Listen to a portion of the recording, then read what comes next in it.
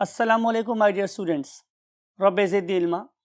My dear students, I hope you will be very fine and very happy because today we want to finish this particular mammoth chapter and we are going to discuss the last article of this chapter.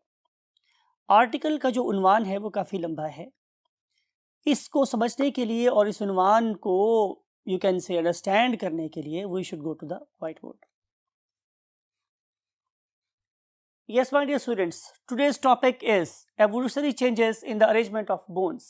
यानी कि हम आप लोगों के skeleton में जो आने वाली चेंजेस हैं हम उनकी बात करेंगे.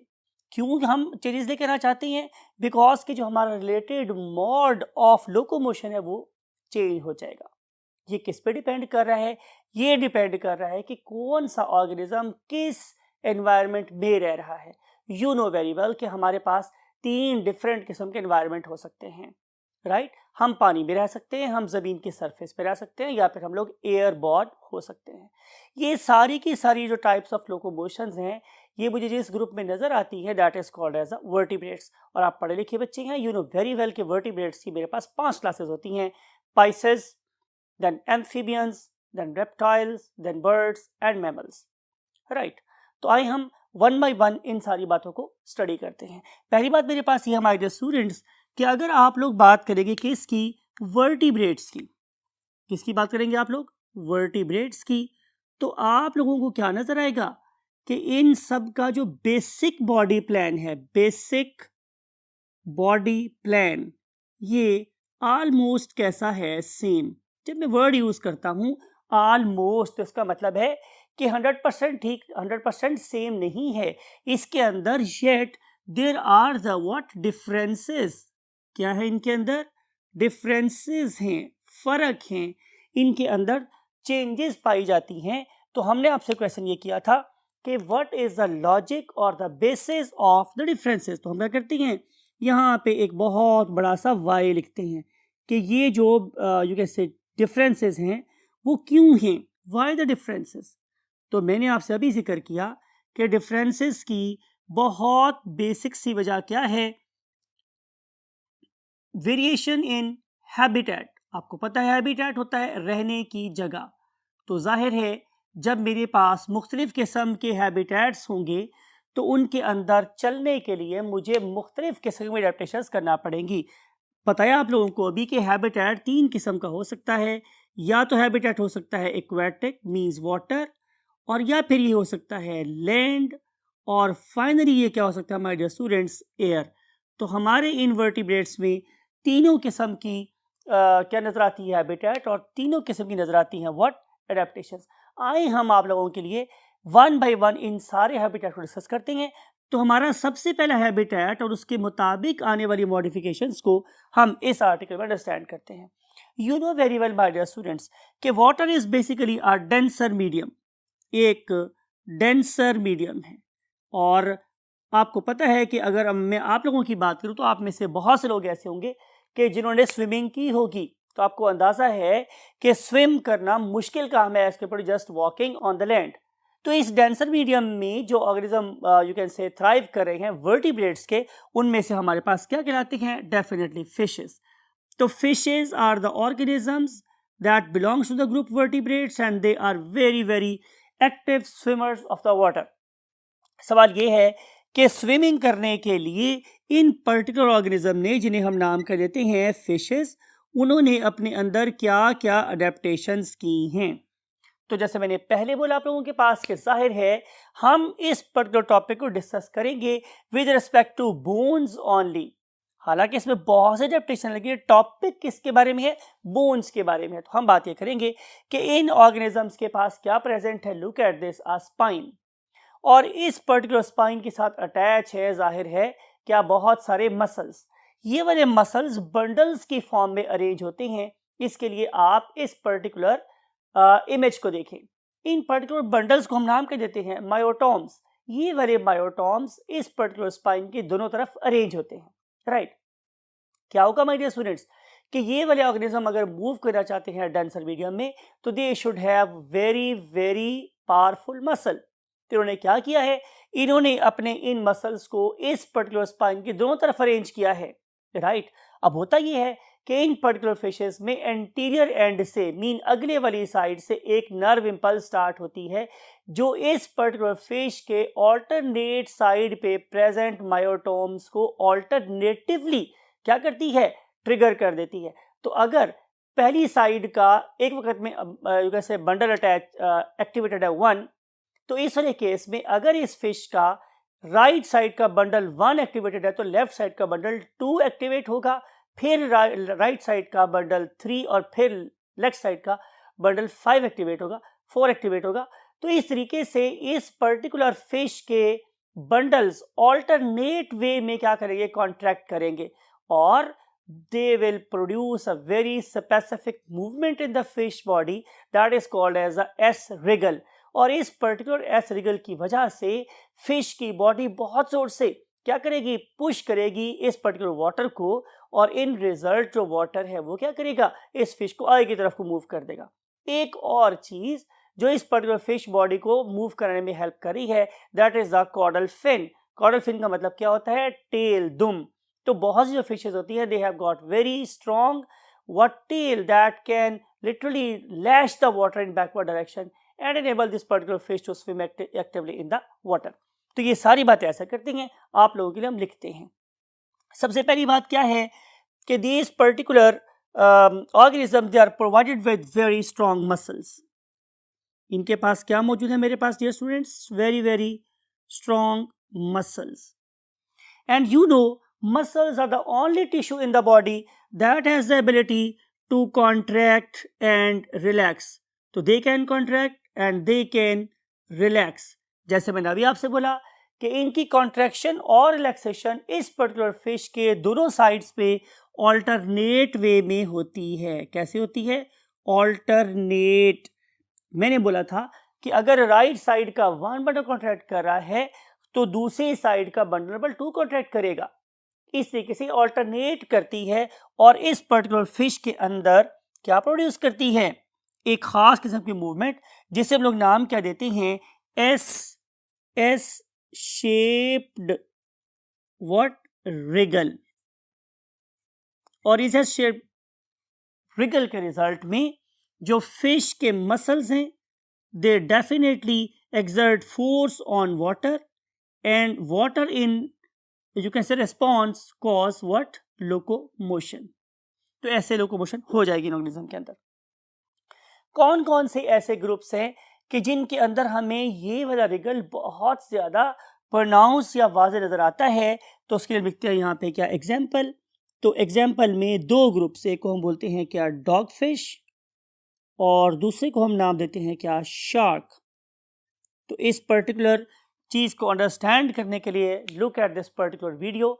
इसमें आप लोगों को शार्क इस पर्टिकुलर वाटर के अंदर प्रॉपर रिगल करती हुई नजर आ रही है और आप देख सकते हैं कि कैसे ऑल्टरनेट वे में बेंड्स प्रोड्यूस होते हैं या फोर्स प्रोड्यूस होती है on the both sides of the body और वाटर कैसे इस ऑर्गेनिज्म को प्रोपेल करवाने में हेल्प कर रहा है। अब हम मूव करेंगे नेक्स्ट ग्रुप की तरफ और जो नेक्स्ट ग्रुप है that is due two of course land. तो देखते हैं कि हमारे लैंड के अंदर कौन कौन से ऑर्गेनिज्म पाए जाते हैं। यस माय डियर स्टूडेंट्स, हम बात करेंगे लैंड की। तो लैंड में हमारे जो वर्टिब्रेट्स हैं उनकी एक ह्यूज फ्रैक्शन वो शो करती है क्या, टेट्रापॉडी। तो जब मैं वर्ड यूज करता हूं टेट्रापॉडी, इसका मतलब ये है कि इनमें से जितने भी ऑर्गेनिजम्स हैं they have got the 4 limbs। what they have got, they have got 4 limbs। अब वो वाले ऑर्गेनिजम्स कि जिनके पास 4 लिम्स हैं उनमें फिश शामिल नहीं है, तो फिर बाकी क्या बच जाता है, बाकी बच जाते हैं मेरे पास जाहिर है एम्फीबियंस, फिर बच जाते हैं मेरे पास reptiles, then we have got the aves and finally we have got the mammals। तो ये चारों के चारों group means excluding what fishes, बाकी चारों के चारों जो ग्रुप हैं they are basically what, tetrapods, 4 टांगों वाले होते हैं। सवाल ये है कि ये 4 टांगे मीन्स टेट्रापॉड्स ये कहाँ से इवॉल्व हुई हैं? तो आंसर ये है कि इनके जो एंसेस्टर हैं या जद्द अमजद है वो बेसिकली फिशेस ही हैं, राइट। इन पर्टिकुलर फिशेस की बॉडी में डेफिनेटली हमें नज़र आते हैं क्या, गिर्डल्स, लेकिन वो गिर्डल्स अभी लंबे नहीं हुए। लेकिन इन ऑर्गेनिज्म के डिसेसर्स भी, उनसे पैदा होने वाली जनरेशन जो थी वो क्या बन गई, वो टेट्रापॉड बन गई, बिकॉज कि अब इनकी लिम्स इनकी बॉडी के साइड से बाहर की तरफ इमर्ज हुई, बाहर की तरफ निकलना शुरू हुई। तो जब निकलना शुरू हुई तो इससे डेफिनेटली दो टांगे आगे वाले गिर्डल के साथ और दो टांगे पीछे वाले गिर्डल के साथ अटैच या नमूदर होना शुरू हो गई। तो हम लिख रहे हैं कि लेग्स इमर्ज्ड, क्या हुई, लेग्स इमर्ज्ड हुई, इमर्ज बाहर निकलना, EMERGED emerged from the body, ये बॉडी से बाहर निकलना शुरू हो गई, राइट। फिर अगर आप इन सारे के सारे टेट्रापॉड्स को चलता हुआ देखें, खासतौर पे वो जो ज़मीन के साथ जिनका अभी बहुत ताल्लुक है, जो बाइपेडल नहीं है, उन्होंने एक चीज़ को अपने पास रिटेन रखा। वो जो रिटेन रखने वाली चीज़ है वो बड़ी वाइटल है, इसलिए मैं आप लोगों के लिए बोल रहा हूँ कि आप इसे माइंड में रखेंगे, इसके ऊपर एक स्टार लगाएंगे कि उन्होंने किस पर्टिकुलर हैबिट को रिटेन रखा है through out the course of evolution. तो वो है मेरे पास वही एस शेप्ड रिगल। तो जितने भी टेट्रापॉड्स हैं जब वो ज़मीन पे चलते हैं तो उनकी बॉडी में वही वेव प्रोड्यूस होती है जो इन पर्टिकुलर फिशेस में हमें नज़र आई थी। तो उन्होंने एडवांसमेंट क्या की, अपने 4 लेग्स प्रोड्यूस कर लिए, किस प्रिमिटिव कैरेक्टर को अपने पास रखा, एस शेप रिगल प्रोड्यूस करने की एबिलिटी को, राइट। तो अब हम देखते हैं, एक अगला लफ्ज सुनते हैं, दैट वेरी लफ्ज और term is called as homology. Whenever we use a term homology, इसका क्या मतलब है, बात को आपने गौर से सुनना है कि internal organisation of the structure is same. मैंने क्या वर्ड यूज किया है कि किसी भी ऑर्गन की इंटरनल ऑर्गेनाइजेशन वो बिल्कुल सेम है, but they are performing different functions. तो जब फंक्शंस डिफरेंट हों लेकिन ऑर्गेनिज्म के अंदर जो अरेंजमेंट ऑफ द बोन्स हैं वो बिल्कुल सेम हो, तो हम उसे बोलेंगे कि वहाँ पे होमोलॉजी नजर आ रही है। तो आप जितने भी टेट्रापॉड्स को देखेंगे उन सब में आप लोगों को बोन्स का पैटर्न मोर और लेस सेम नजर आएगा। तो आए हम इन बातों को अंडरस्टैंड करते हैं। तो पहली बात यह कि हमें यहाँ पे होमोलॉजी नजर आ रही है।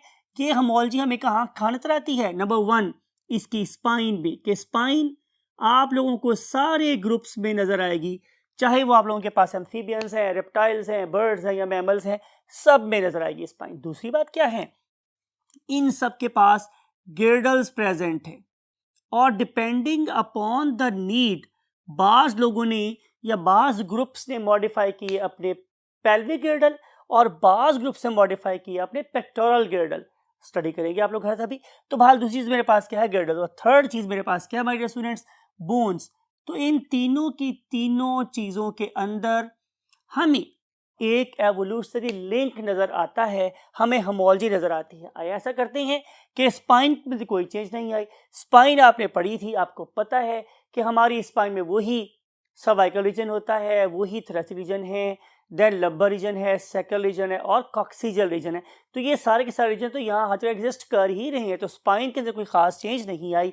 लेकिन जब मैं बात करता हूँ गिर्डल्स की, तो मोस्ट ऑफ द वर्टिब्रेट्स ने अपने पेल्विक गिर्डल्स को मॉडिफाई किया है। मेरा ख्याल है कि आप इस बात को समझते हैं कि जो मेरा पेल्विक गिर्डल है वो पीछे वाला गिर्डल है जिससे कि मेरी टांगे अटैच हैं, that is called as a pelvic गिर्डल।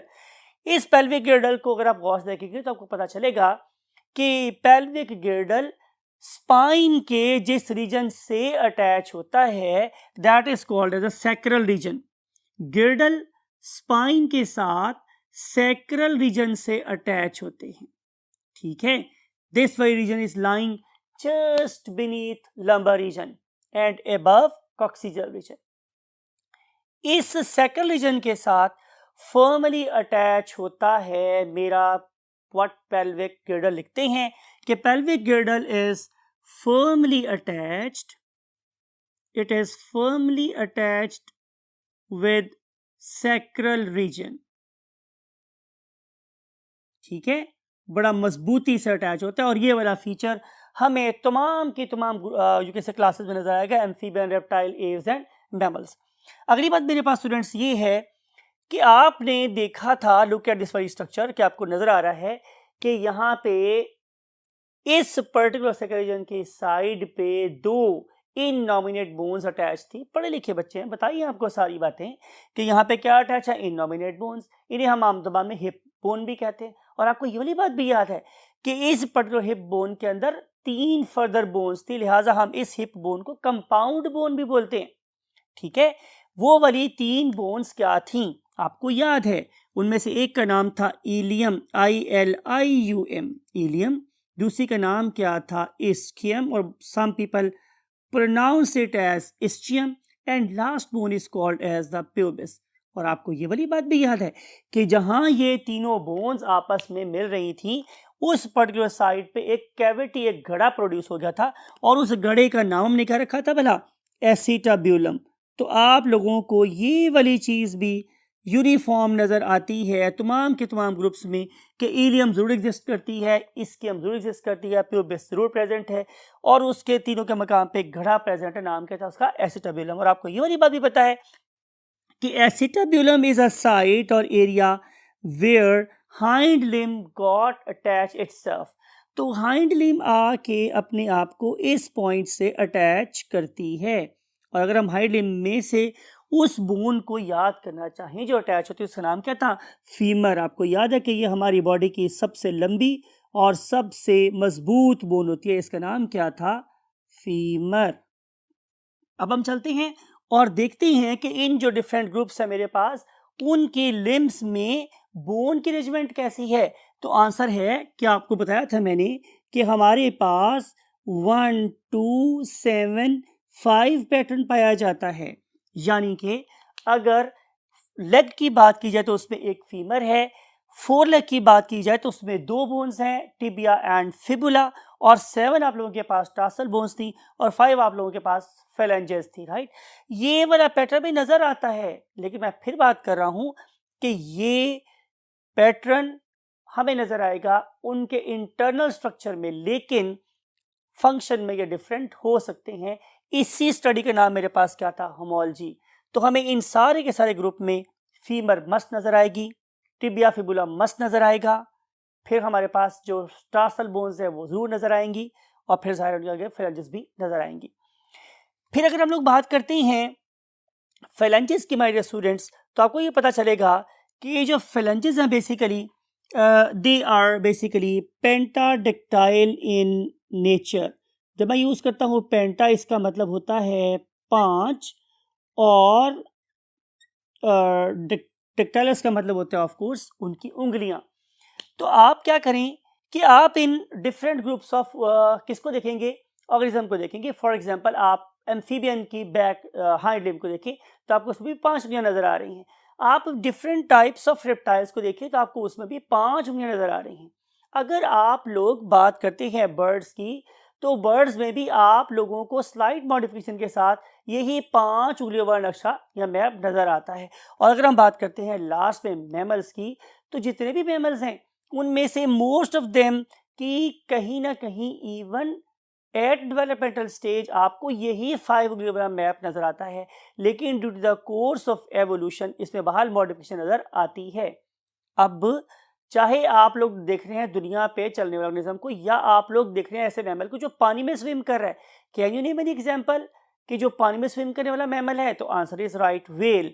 तो अगर आप वेल को भी देखें या आप लोग डॉल्फिन को देखें तो आप लोगों को इसके फ्लिपर में भी यही 5 चीजें नजर आती हैं। तो मैंने आपसे बात कही थी कि इंटरनल स्ट्रक्चर सेम रहेगा, हालांकि उनमें से कोई ऑर्गेनिज्म स्विम कर रहा है, उनमें से कोई ऑर्गेनिज्म दौड़ रहा है, कोई ऑर्गेनिज्म क्रॉल कर रहा है, लेकिन सब के अंदर हमें यही फीचर नजर आता है, that is called as a pentadactyly. तो फिर दोबारा रिवाइज कर रहा हूं कि इंटरनल सेम होना और एक्सटर्नल तौर पे डिफरेंट फंक्शन परफॉर्म करना ही क्या कहलाती है, हमारी होमोलॉजी, राइट। अब मूव करते हैं कि हमारे जो मैमल्स हैं वो क्या एडवांसमेंट शो कर रहे हैं in the terms of what, movement on the land.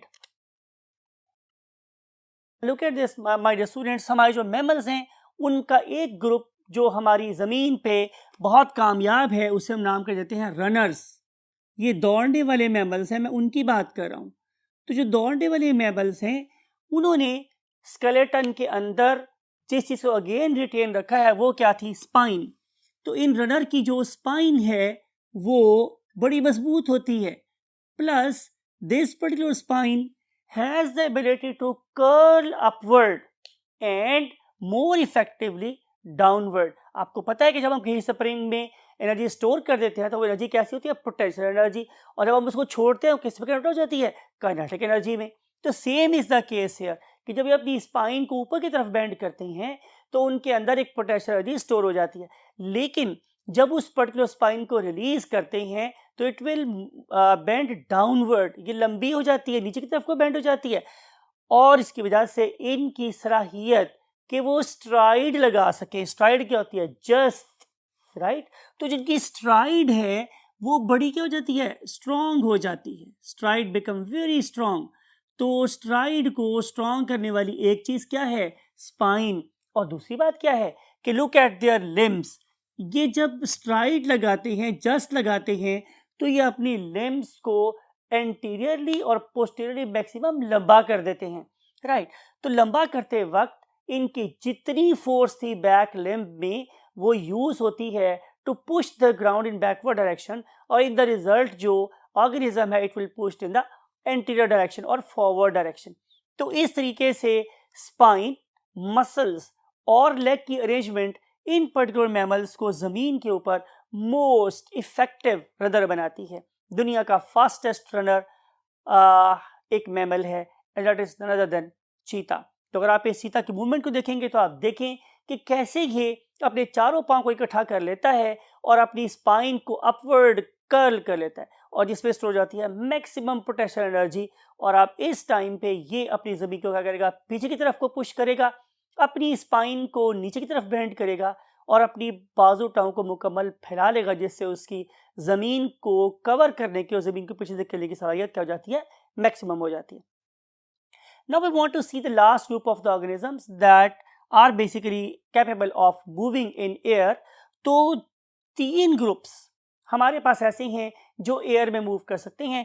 Number 1 is pterodactyls. ये एक ग्रुप था जिसे हम कहते हैं कि perhaps they were you can say forefathers of birds and they belong to the reptiles. दूसरा ग्रुप मेरे पास प्रॉपरली बर्ड्स है जिन्हें हम एव्स बोलते हैं, और तीसरा ग्रुप मेरे पास मैमल्स का एक ग्रुप है जिसे हम क्या बोलते हैं? बैट्स। तो आए हम इन तीनों के पहले नाम लिखते हैं। तो नंबर 1 पे आ जाता है स्टूडेंट्स मेरे पास टेरोडिक्टाइल्स, पी नहीं बोलते हम इस पे। And second group is the bird, and the last group that is of course flying mammals, and we call them as bats. हम इनको क्या नाम देते हैं स्टूडेंट्स? बैट्स का नाम देते हैं, राइट। इन पर्टिकुलर ऑर्गेनिजम्स ने डिफरेंट चीजों को यूज किया definitely to push the air. आप लोगों की बुक टेरोडिक्टाइल्स के बारे में बिल्कुल साइलेंट है। हाँ, वो डिटेल से डिस्कस कर रही है बर्ड्स को और फिर बैट्स को, तो हम भी इन्हीं दोनों ग्रुप्स को यहाँ पर डिटेल से पढ़ने वाले हैं। तो पहली बात है मेरे पास स्टूडेंट्स के बर्ड्स ने जो चेंजेस अपनी बॉडी में की हैं उसमें से पहली चेंज क्या है कि उन्होंने अपनी फोर लिम्ब को, मोस्ट ऑफ द ऑर्गेनिज्म ने अपनी हाइंड लिम्ब को मॉडिफाई किया, लेकिन जो बर्ड्स थे उन्होंने अपनी फोर लिम्ब को मॉडिफाई किया, और मॉडिफाई करने के बाद इस पर्टिकुलर फोर लिम्ब को किस में कन्वर्ट कर दिया? विंग्स में कन्वर्ट कर दिया, परों में कन्वर्ट कर दिया, ठीक है। और जो फेदर्स हैं they are basic propulsive organ, ठीक है। इस पर्टिकुलर विंग को अगर हम देखें तो इसकी 2 तरह की शेप्स हो सकती हैं। पहली टाइप की जो विंग्स हैं they are basically narrow and long, ये नैरो हैं और लॉन्ग हैं। Look at this particular seagull, आप इसके पैरों को देखें और फिर जो अदर मेरीन बर्ड्स हैं आप उनको देखें तो आपको नजर आएगा कि ये नैरो और लॉन्ग हैं। Why they are narrow and long? Because के समंदर की सतह पे आप लोगों को बहुत ज़्यादा हवा मिलती है, इन्हें हवा के ऊपर अपनी डायरेक्शन को सिर्फ मेंटेन करना होता है, तो हम इन्हें बोलते हैं कि these narrow and long winds are basically gliding winds. तो ये जस्ट किसे इस्तेमाल करते हैं? ग्लाइडिंग के लिए इस्तेमाल करते हैं on air, right. And then आप देखते हैं उन पर्टिकुलर ऑर्गेनिजम्स को जो आप लोगों के खेतों में, आपके घरों में आते हैं, फ्रीक्वेंट विजिटर हैं हमारे, अगर हम उनके परों को देखेंगे तो उनके जो पर हैं दे आर शॉर्ट, वो छोटे हैं, एंड ब्रॉड, और चौड़े चौड़े हैं। तो ये जो शॉर्ट और ब्रॉड विंग्स हमारे स्टूडेंट्स, इनको अगर आप देखें तो इनकी वजह से ये हवा को ज़्यादा फोर्सफुली प्रेस कर सकते हैं और they can be airborne very easily. तो हम बात ये कर रहे थे कि आपने ये बात पढ़ी है, आपको ये बात पता है कि इन पर्टिकुलर केसेस में भी जो विंग्स हैं they are carrying out two activities, one of them is called as effective stroke, other one is called as recovery stroke. तो इन रिकवरी स्ट्रोक और इफेक्टिव स्ट्रोक्स को ज़्यादा एफिशिएंटली ऑपरेट कर सकते हैं शॉर्ट एंड ब्रॉड विंग्स जो आप लोगों को टेरेस्ट्रियल ऑर्गेनिज्म में नजर आती हैं। तो लिख देते हैं आप लोगों को यहाँ पे क्या, टेरेस्ट्रियल बर्ड्स। टेरेस्ट्रियल बर्ड्स में आमतौर पे आप लोगों को इस तरह के नजर आते हैं विंग्स। अगली बात देखते हैं कि इन विंग्स के अलावा उन्होंने क्या मॉडिफिकेशन की, तो आंसर इज इन द गिर्डल। हम बात कर रहे हैं पेक्टोरल गिर्डल की, पेक्टोरल मीन आगे वाला गिर्डल। इन ऑर्गेनिज्म ने सबसे जो पहली चेंज की माय डियर स्टूडेंट्स वो क्या थी कि इन्होंने आप अपनी बिल्कुल फ्लैट स्टर्नम को कन्वर्ट कर लिया इनटू अ कील्ड स्टर्नम। कौन सी स्टर्नम स्टूडेंट्स, कील्ड। अब समझाते हैं आप लोगों को कि कील्ड स्टर्नम क्या होती है। राइट, इसके लिए आप मेरी तरफ देखें तो आपको पता चलेगा कि मेरी जो स्टर्नम है जिसके ऊपर मैंने टाई बांधी हुई है, that very bone is called as sternum. ये कैसी है, बिल्कुल फ्लैट। लेकिन अगर मैं इसको ऐसे नोकदार बना दूं, वी शेप में कन्वर्ट कर दूं, तो ये मेरी स्टर्नम कैसी कहलाएगी, कील्ड स्टर्नम। अगर आप आम तरह से इसको कहें तो ये समझने से यहाँ पे कुब पड़ जाए एक, राइट। तो that very sternum is called as a keeled sternum. Why these particular birds they have converted their flat sternum into keeled sternum, because कि इस पर्टिकुलर केस में जो कील का वॉल्यूम था वो ज़्यादा हो गया और अब हम इसके ऊपर ज़्यादा अमाउंट में मसल्स को अटैच कर सकते थे। क्यों कि इन ऑर्गेनिज्म ने फ्लाई करना था, और यू नो कि वाटर में चलने से, वाटर में स्विम करने से और ज़मीन पे चलने से बहुत ज़्यादा मुश्किल है कि आप अपनी पूरी बॉडी को लिफ्ट करें और फिर उड़ें, राइट। तो यू कैन इमेजिन कि अगर मैं आप लोगों से ये बात कहूँ कि आप 2 या 3 जो है वो क्या करें, पुशअप्स लगाएं, तो ये काफ़ी डिफिकल्ट काम है। तो इन ऑर्गेनिज्म ने क्या करना था, अपनी पूरी बॉडी को लिफ्ट करना था। इसके लिए उन्हें चाहिए थी एक बहुत स्ट्रॉन्ग बैटरी, और वो स्ट्रॉन्ग बैटरी क्या थी, पेक्टोरल मसल्स। तो वो पेक्टोरल मसल्स क्या चाहिए थे, बहुत बड़े। उस बड़े मजबूत पेक्टोरल मसल्स को अटैच करने के लिए एक बड़ी स्टर्नम की जरूरत थी, जिसे नाम कर देते हैं keeled sternum, right my dear students. फिर इन कील्ड स्टर्नम के अलावा उन्होंने और क्या चेंज की, डेफिनेटली कि उन्होंने बड़े स्ट्रॉन्ग मसल्स बनाए, वेरी वेरी स्ट्रॉन्ग मसल्स उन लोगों ने बना लिए, राइट।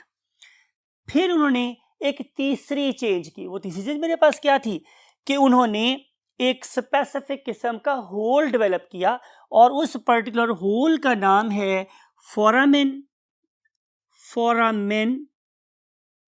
ट्राइओजियम,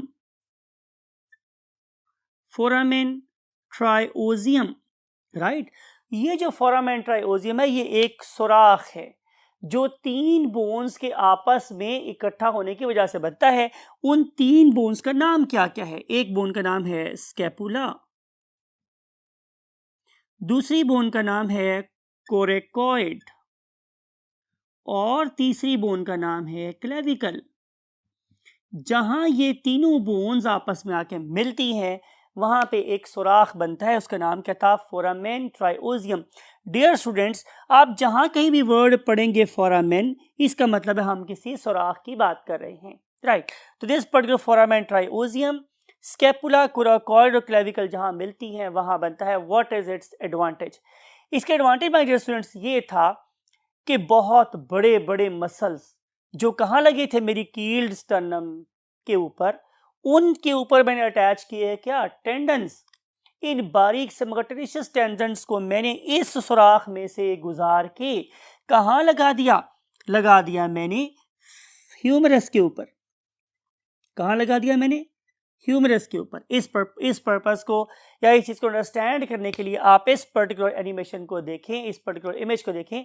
आपको नजर आ रहा है कि वो 3 बोन्स, look at this, scapula, then coracoid and then clavicle, ये तीनों जहां मिल रही है वहां पे एक होल है।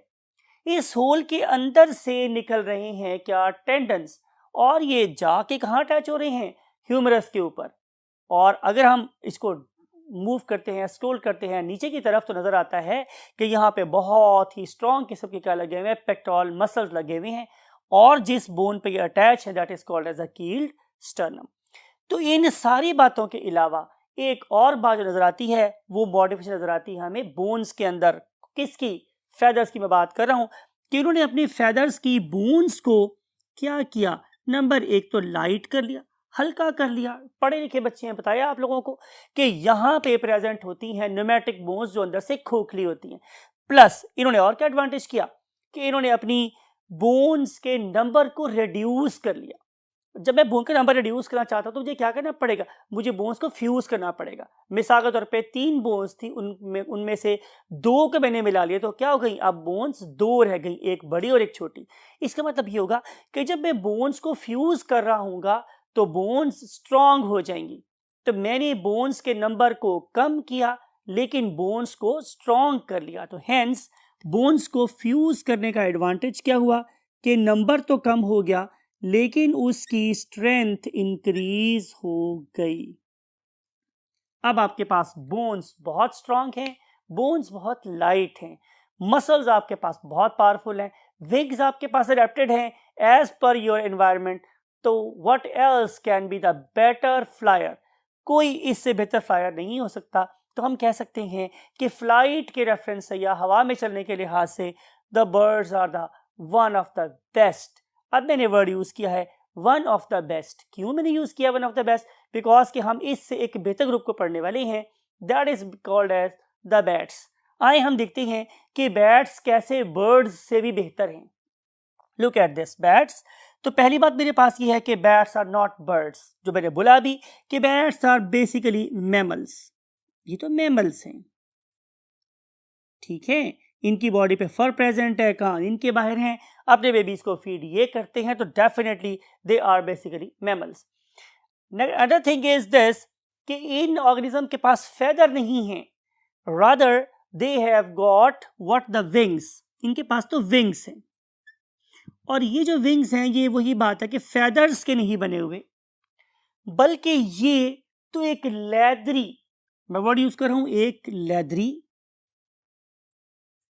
लेदरी लूज स्किन है, राइट, लेदरी लूज स्किन है दैट बेसिकली एक्सटेंड, जो फैली होती है फ्रॉम द फेलेंजेस। यानी कि अगर आप मेरी इन फिंगर्स को बहुत बड़ा बड़ा कर दें, राइट, ये भाई फिंगर्स को आप बहुत बड़ा बड़ा कर दें और इसके दरमियान में आप झिल्ली लगा दें, और वो झिल्ली फिर मेरी कहाँ पे मूव करे, मेरी हिप तक, और यही वाला काम मेरे पाँव तक हो रहा हो, तो मेरे पाँव और बाजू के दरमियान में एक विंग, एक वेब अटैच हो जाएगी जो मेरे पर मुझे किसी पर जैसी स्ट्रक्चर को दे देगी। So that very wing like structure that is provided with the web is the flying apparatus of the bat. अगर आप किसी पर्टिकुलर बैट के विंग को बढ़ा करके देखें तो आप लोगों को उसके अंदर प्रॉपर ये वाली फेलेंजेस या 5 जो उंगलियों वाला नक्शा है वो आपको प्रॉपर नजर आता है। तो जब ये सोई होती है पर्टिकुलर डे के टाइम पे, तो इनके जो विंग्स हैं वो कैसे होते हैं, फोल्डेड रहते हैं। लेकिन जो ही ये organism, most of them are, word लिख रहा हूँ आप लोगों के लिए कि वो क्या है, दे आर बेसिकली नॉकटर्नल। ये रात को एक्टिवेट होते हैं। जब रात को एक्टिवेट होंगे तो जाहिर है इनकी ये फिंगर्स फैल जाएंगी, और फैली हुई fingers they will act as a propulsive apparatus in the air. मैंने आप लोगों की नज़र एक और वर्ड करना है माय डियर स्टूडेंट्स, वो क्या कि अब देखें कि शक्ल के लिहाज से ये वाले फेदर्स, ये वाले विंग्स कभी भी बर्ड के विंग से नहीं मिल रहे, लेकिन दोनों काम सेम कर रहे हैं। शक्ल नहीं मिल रही इनकी आपस में, एक फेदर्स का बना हुआ है जिसके अंदर आपको याद है हमने पता क्विल होती है, बाब्स होते हैं, बाब्यूज होते हैं, लॉक्स एंड इंटरलॉक्स होते हैं। यहाँ पे ऐसी कोई चीज़ नहीं है, यहाँ तो सिंपल एक मेम्ब्रेन है, एक वेब है। लेकिन दोनों सेम काम कर रहे हैं. When internal structures are different but they perform the same function, we call it as analogy. तो यहाँ पे आप लोगों को बर्ड्स और बैट्स के अंदर क्या नजर आती है? Analogy, right. इस एनालॉजी के रिजल्ट में अगर मैं इन दोनों को कंपेयर करूं तो आई कैन से कि despite of the fact they are different in origin but they are parallel in their efficiency. तो इनकी जो एफिशिएंसी है, इनकी जो कारकर्दगी है, it is parallel to each other, इसमें कोई फ्लॉ नहीं है. बल्कि अगर आप मुझे ये कहने दें कि हमारी जो बैट्स हैं they are better maneuvering, they have better maneuvering ability as compared to birds, तो गलत नहीं होगा. तो अगर मैं फ्लाइट के लिहाज से बात करूं तो bats are much better adapted as compared to the birds, because के इनकी फिंगर्स हैं और ये अपनी फिंगर्स को as per you can say requirement but quickly move कर सकती हैं और वो वाली मैनूवरिंग्स भी कर सकती हैं, वो वाली हरकत भी कर सकती हैं जो आमतौर पे बर्ड्स नहीं कर सकते. सो अगर हम फ्लाइट के रेफरेंस से बात करें तो perhaps bats are the most superb and most better adapted organisms on the face of earth. तो माय डियर स्टूडेंट्स, ये था आज का आर्टिकल जिसमें हम लोगों ने डिफरेंट किस्म के ऑर्गेनिज्म को स्टडी किया एमंग्स द वर्टिब्रेट्स, उनके एडेप्टेशंस को देखा कि कैसे उन्होंने अपने स्केलेटन में, अपने मसल्स में, फिर मसल्स की अरेंजमेंट के लिहाज से अपने स्केलेटन को कैसे कैसे चेंज किया और कैसे कैसे वो अपने एनवायरनमेंट में बेस्ट अडेप्टेड हुए. लेकिन जाहिर है इस सारे काम को करने के लिए हमें लाखों करोड़ों साल लगे. इस very very slow gentle process of changes को हम लोग नाम के देते हैं evolution, right. It was our topic. I hope कि आपने इन बातों को ज़रूर नोट किया होगा. अगर नोट नहीं किया तो फर्स्ट लेक्चर को दोबारा से सुने, कॉपी पेन को लेकर दोबारा से बैठें और इन पॉइंट्स को नोट करें, because you may get that very mark, may be in the form of full question, may be in the form of short question, may be in the form of MCQ, that may take you to your final destination. इसी दुआ के साथ कि अपनी final destination पे आप ज़रूर पहुँचें और अपना और अपने वालिदैन का खूब ख्याल रखें.